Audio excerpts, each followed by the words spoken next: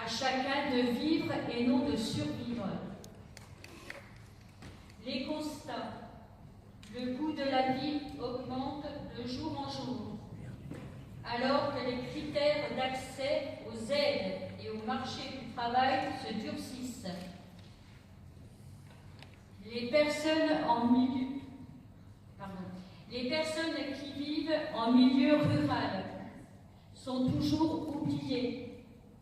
Ils manquent de moyens, de proximité et souffrent de déserts médicaux. Les discours politiques et les médias incitent les gens à penser du mal des personnes pauvres. Et les politiques d'aide sociale demandent de plus en plus des contreparties que les personnes en situation de précarité ne sont pas en mesure de tenir. La répartition des richesses est inéquitable et enferme les personnes précaires dans une position de sous-citoyens. Des institutions toujours inadaptées aux familles monoparentales et notamment aux mères isolées. La part des familles monoparentales augmente depuis des années pour représenter aujourd'hui plus de 20% des familles françaises.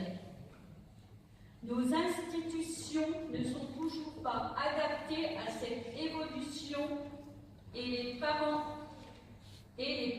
isolés, pour la plupart des femmes, souffrent, culpabilisent et s'inquiètent pour l'avenir de leurs parents.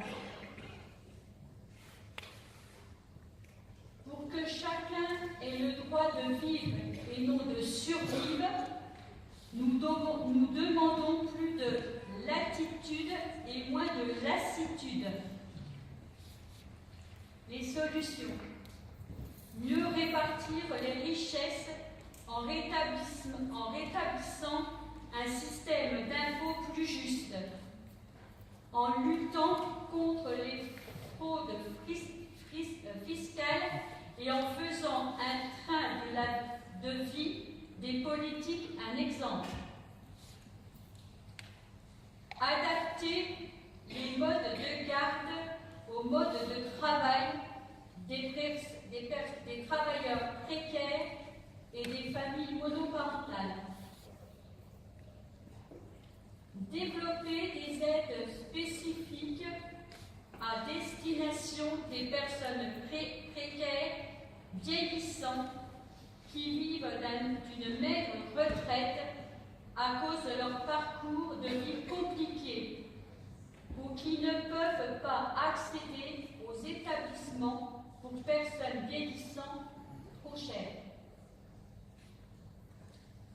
Développer des projets de territoire ambitieux en milieu rural afin de lutter contre l'exclusion des personnes qui vivent sur ces territoires.